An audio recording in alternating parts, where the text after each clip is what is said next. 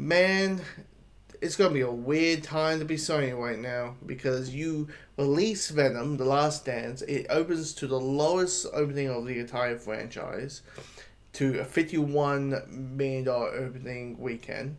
That while the other Venom films make like 80 to 90 mil,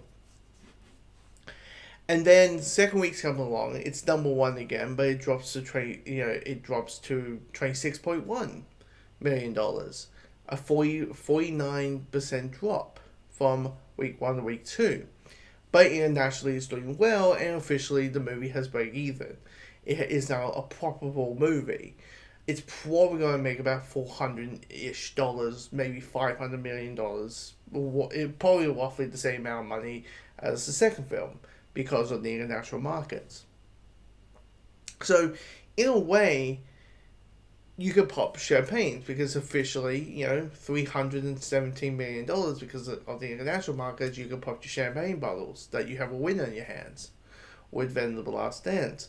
So don't swap those no plans yet. But when it comes to a movie that they released this weekend, simply called Here, that cost $45 million to make, probably needs to make the same, needs to make Venom 3's budget, which is 120 to break even. And it only makes $5 million. The curiosity is what happened. Why didn't people watch out to see this movie? And there's a number of reasons. One is probably people heritage changed. It didn't feel, a movie that people was going to watch and see in a theater. So it was that. But I think there was a couple of things. One is there's the uncanny valley aspect of that film, of Here. Because if you don't know the concept of Here, Here is a movie about essentially a couple. And we follow through their lives. For when they were kids, when they were teenagers, when they fell in love, when they got married, when they had kids, and when the kids grew up, and so forth, going through the decades. And going all the way till these two characters die. And these two characters are played by Tom Hanks and Robert White. And they're using technology, the aging technology, to make Tom Hanks and Robert White look like their younger selves. But that was a hindrance because it hit the Uncanny Valley. I remember watching the trailer for that, and I went, "Ooh, yeah, this is not going to do that well because of the Uncanny Valley aspect of the film." Now, also, there's a gimmick with this film as well outside the whole de aging thing, is that the whole movie, and this is the thing I say. This is stuff that cinephile and film fans go, like, just draw about. But made for the average Joe, it's a whoopie doo dah or a, oh no, that sound, that there's a risk that might come across boring and stale, and it doesn't really move, and it might not be track. Like, I need cameras moving because this whole movie Here, there's only one camera angle. Is a wide shot in a living room. And we just go through the decades. And it doesn't change whatsoever. It's that shot. It's from frame one to the last frame. It is that one same shot. So, and for cinephiles, with people are drooling the idea of seeing a film that's different and new, and it's only one camera.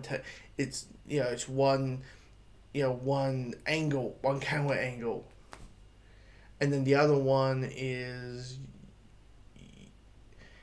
But meanwhile, the average Joe's like, that sounds boring. That sounds, and like you have, and then plus there's also noise. This is me who follows this stuff. I'm like hearing nothing but noise from other things. Like November is a packed month. November is a very packed month with Gladiator, with Wicked, with Awana. And Red One, even though Red One, box office wise, seems like it's not going to make that big, isn't going to be a big draw of it, even though you have Chris Evans and Walker and J.K. Simmons in it.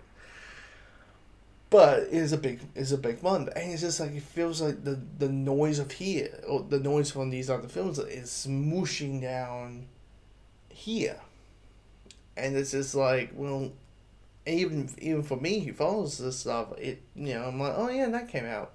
Like when I was googling the box office, I was like, oh yeah, that came out. I was like, here. I was like typing here movie or here 2024, and I seen like show times. I was like, oh, it's out. It's out already. Okay. So clearly, the market campaign wasn't that strong, and to make it, like, you're thinking, hell, you hope for like maybe a 20 mil, 15 mil, 10 mil, but a movie that costs 45 mil, and you get a $5 million weekend, opening weekend, that's not good. And probably worldwide, it's probably gonna be like 10. So, and it's probably needs, as I said, needs to make 120 to break even. That's not good, but it's probably, if I was Sony, I'd be like, Venom is going to help us. Venom is going to basically boost things up. Venom is going to give that $45 million back, pretty much. But yeah, and I mean, this week, as I said, the competition starts to begin. So Venom is probably going to take the number 2 spot now for next weekend. With Red One, because it's a Christmas movie. So you got, as I said, you got The Walk, you got Chris Evans, you got J.K. Simmons, and it's an action movie and all that. So it's the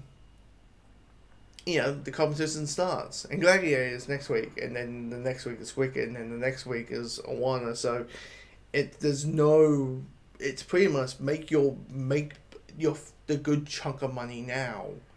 And if you don't able to hit your mark now, there's a risk that it might fizzle. There's a risk that your film is going to get fizzled with all the noise that's coming in this month.